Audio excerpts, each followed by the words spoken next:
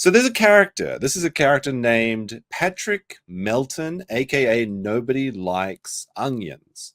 And I think I've heard about him once or twice. And he's like, basically, he's a full-time steel toe A-log, which is a weird thing to be. I don't know what he has against Aaron. I mean, I've got some issues with Aaron too. He's like constantly begging, very annoying.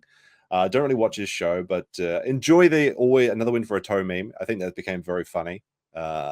Somehow he just keeps winning. But this guy's been A-logging this guy for like 10 years or something. I don't know. Like, well, maybe not that long, but at least a couple of years. At least a couple of years.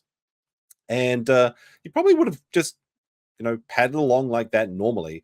But because he's hating on Aaron, we have our friend, the Baldo-in-Chief, becoming a bit of a friend of Melton, giving him $80s of dollars in his stream, which is, I gotta say, my second biggest criticism of Nobody Likes Onions is that he has this really annoying thing where he streams like you can't replay them. The best thing about YouTube streaming is that you can go back in the timeline and then catch up on like 1.25 speed or 1.5 speed. If you can't rewind the stream, you may as well be on Twitch with the other PDFs, okay? That's where probably he should go. But he has a weird obsession, not only with Aaron, but with Aaron's children, which makes it very strange that so much money is being given to him and so much attention is given to him by a man that has had accusations of child abuse levied against him in the form of, enjoying a little coke with Nick. Not only is he, I would say, very likely to be a PDF, based on what I've seen him talk about, he's also a cry bully, which is the funniest thing, really. He spends all day making fun of Aaron, but then the second Aaron swings back at him, he's like, "Hey, you better stop talking about me, or you might be in hot water, Aaron. I've got a lawyer on my side now." But let's see who you judge. This is some real quotes from real funny, weird and funny jokes from Patrick Melton. So let's see. This is typically what his stream looks like. He just restreams Aaron all day, as far as I can tell. As cup holders. And she's singing, dude, she's right. Your daughter's got a cup holder, too. I hate to tell you. Turn her upside down. Oh, boy. All right, it's one joke. Yeah, turn a 10-year-old upside down and use him as a cup holder. That's a bit weird. A bit funny and weird. But, I can understand a dark joke once or twice, right?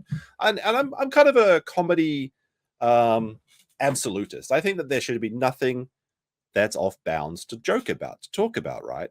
But there's a thing that when you start talking about something all the time, it kind of becomes a little bit concerning, right? Probably been to a party and someone's did a dirty joke like, "What's the best thing about 26-year-olds?" Where there's 20 of them, right? If you do that once, that's fine. Or let's say you joke about the BBC, you love the British Broadcasting Standard, and but you talk about the British Broadcasting Company all day, every day. Maybe you just really like the BBC, right? And Melton seems to spend all day joking about Aaron's children. Maybe he just really likes children, but it goes back years. When I was doing my research on him before the show, there's just dozens of clips about him when it's all stuff like this. Now, of course, you can clip anyone out of context and make them look bad. But I would suggest that maybe it's time we stop making these jokes about the kids. So that's one. Just let's see what else. What is this one? I'm not opposed to talking about 10 years. That's Aaron's kid, by the way. In 10 years, I'm saying. Not now. She's way, way, way too tight. They're just funny jokes. They're just funny jokes. What else we got here? So we got breaking Baldo news reported that $80. Nick has spent $80 giving this man who just spends all day talking about Aaron's children. Said it's a $5 super chat to Nick. It says, "I found out about the arrest first. I was the reporter on the ground," and he's got the little badge there, which shows you he's a member. He's a member of the chat. And then he made this comment where it says, "Nobody talks about the kid's vag Jesus. This is a lie Aaron keeps spreading." So Nobody Likes Onions is saying that Aaron is defaming him. This is defamation. He's never once talked about children or their holes. He even though we have these compilations. We're going to play a 3-minute compilation of Aaron of Melton being an absolute weirdo. What was this one? You can see that Nick's been hanging out in Melton's chat all day, every day, and I believe he went on his show as well. And so why is he in this guy's show? It's purely because he found someone that hates Aaron, and Nick is very upset about Aaron getting away with everything.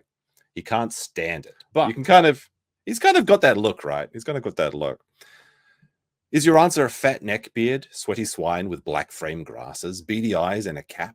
You'd be more than correct. He looks like your average rock spider courting prey at the local park. He is also a friend of Christopher Vito Gesualdi. Vito, holy shit. Look, I actually didn't know that until I saw this. But I was going to say, like, how do I describe Patrick Melton? I was going to say he's like Vito if he wasn't successful. So he's exactly like Vito. That's kind of a thing. But I was kind of wondering, because apparently he's part of this thing called the Dabbleverse, which is there's this guy, Stuttering John, which I think was from the Howard Stern show or something. And yeah, here it is. Both Patrick and Aaron are part of a larger community called the Dabbleverse. It appears to be a group of lazy podcasters centering around the personality Stuttering John, who dabbles in comedy. Get it? He dabbles in comedy. So the group of parasites around him named that side of the internet as the Dabbleverse.